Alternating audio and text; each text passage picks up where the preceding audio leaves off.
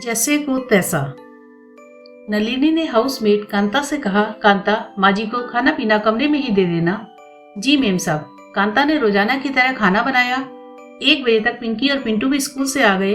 दोनों के कपड़े बदलकर हाथ पांव धुलाकर डाइनिंग टेबल पर खाना लगाकर सबको बुलाया। अरे आंटी, आप दादी को बुलाकर नहीं लाई? ठहरो, मैं बुला लाता हूँ, पिंटू ने बड़े भाई होने का फर्ज निभाते हुए कहा। पिंकी बोली, मैं भी चलती हूँ भैया, दादी को लेके आते हैं। कोई कहीं नहीं जाएगा, दादी को खाना उनके रूम में दे दिया गया है, वही खा रही हैं वो। तुम लोग चुपचाप अपना लंच करो, नलिनी ने कहा।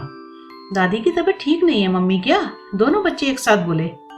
हाँ, थोड़ी तबीयत ठीक नहीं है, खांसी हो गई है उनको। तुम लोग दूर है ना उनसे, कहीं तुमको भी ना लग जाए उनसे, नलिनी ने कहा तो बच्चों ने सिर हिलाकर हाँ कहा। बच्चे तो बच्चे होते हैं, थोड़ी देर में दादी के रूम में कूदते भागते पहुंच गए। दादी सो रही थी तो वापस आ गए। नलिनी ने देख लिया तो फिर मना किया। खैर शाम को रजत के ऑफिस से आते ही माँ जी को डॉक्टर के पास भेजकर दवा मंगा ली। दवा से माँ जी को थोड़ा आराम आया, लेकिन नलिनी ने माँ जी की खांसी ठीक न होने तक बच्चों को उनके पास बैठने तक पर रोक लगा दी। बच्चों ने कहा, दादी के साथ खेलना हमें पसंद है। नलिनी ने कहा, क्या मेरी पसंद लगा रखी है? जो कहा जा रहा है वो करो, मेरी पसंद चलेगी, तुम्हारे भले के लिए कह रही हूँ, माँ हूँ तुम्हारी। रजत ने कुछ कहना चाहा तो उसे ये कहकर रोक दिया कि पहले ही इनकी खांसी पूरी तरह सही होने दो, तभी बच्चों को इनके पास पहुंचूंगी। इस समय फरवरी के महीने में जाती हुई ठंड में इनको खांसी हो रही है, कहीं टीबी हुआ, हर समय खांसती रहती है ये सब बोलकर माँ जी के खाने पीने के बर्तन तक अलग। रजत घर की सुख शांति के लिए चुप रहा, परंतु अपनी मम्मी का टीबी का टेस्ट करवाया और सभी टेस्ट करवाने के बाद जो नतीजा सामने आया वो ये था कि माँ जी को इस मौसम में वातावरण में पराग कणों के बढ़ने के कारण खांसी आ रही थी, जो एंटी एलर्जिक दवाइयों को देने पर धीरे धीरे कम होने लगी। मम्मी की तबीयत सही होते देख रजत ने नलिनी को समझाया, मम्मी बिल्कुल ठीक है, मौसमी एलर्जी की वजह से खांसी हुई थी जो कम हो रही है। अब तो उन्हें सबके साथ उठने बैठने दो और एक से बर्तनों में हमारे साथ खाना खिलाना शुरू कर दो।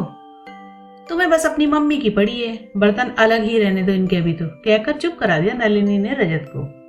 धीरे धीरे मार्च का महीना बीतने लगा। माँ जी को नाम मात्र की खांसी रह गई थी, परंतु बच्चों को मिलने की मनाही थी और खाना भी उनको उनके ही रूम में दिया जाता था। इधर नलिनी की मम्मी अप्रैल के शुरुआत में उसके घर रहने के लिए आने वाली है। नलिनी ने अपने मम्मी के स्वागत की ढेरों तैयारियां शुरू कर दी।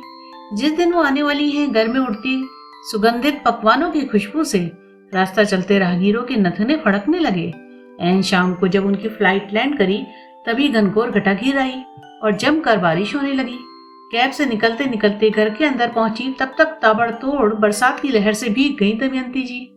खैर जल्दी से मम्मी को ड्राइंग रूम में बैठाकर नलिनी ने तौलिया दिया। सिर पोंछते पोंछते दमयंती जी को एक बार तो छींकों की झड़ी सी लग गई। छींक रुकी तो दमयंती जी को हल्की सी खांसी आने लगी। सुबह से पिंकी और पिंटू, जो नानी के आने पर बहुत खुश थे, वो नानी को इस हालत में देखकर परेशान हो गए। दमयंती जी को वहीं छोड़कर किचन की ओर गए। देखा उनकी मम्मी अदरक वाली बढ़िया गर्मा गर्म चाय बना चुकी हैं और कप में छानने वाली हैं।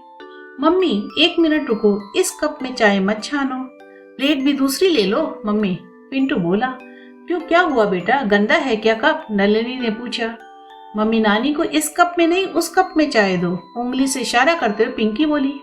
पिंकी की नजर का पीछा करते हुए नलिनी की नजर उस कप तक जा पहुंची। नलिनी क्या देखती है कि मम्मी जी के नीचे की तरफ रखे बर्तनों की ओर पिंकी ने इशारा किया है।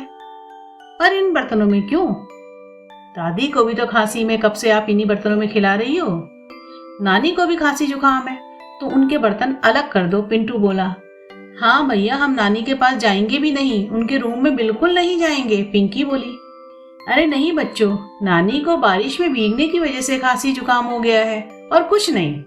नलिनी ने बच्चों को समझाने की भरपूर कोशिश की, पर बच्चों ने यह कहकर सिरे से उसकी बात खारिज कर दी कि दादी को भी मौसम की वजह से खांसी हुई थी तो आपने उनके बर्तन अलग कर दिए थे, तो नानी को क्यों नहीं? बच्चों की बात सुनकर नलिनी को अपने इतने दिनों की करनी आंखों के आगे घूमती नजर आई। अब आज जब अपनी मम्मी पर आन पड़ी तो नलिनी अपने बनाए झूठे जाल में तड़प रही है, कसमसा रही है। सची कहा गया है, जाके पाँव ना फटे बिवाई, वो क्या जाने पीर पर आई। बच्चों ने मम्मी को आईना दिखा दिया। इसे ही कहते हैं जैसे को तैसा करना। नलिनी की मम्मी को जब सारी बातें पता चली तो उन्होंने नलिनी को कसकर डांट लगाई। अपनी समधन जी से माफ़ी मांगी और नलिनी से भी माफ़ी मंगवाई। जितने दिन दमयंती जी वहाँ रहीं, समधन जी के साथ ही रहीं। और हाँ, नानी का जुकाम ठीक हुआ, फिर तो बच्चों ने दादी नानी दोनों के साथ खूब मस्ती की।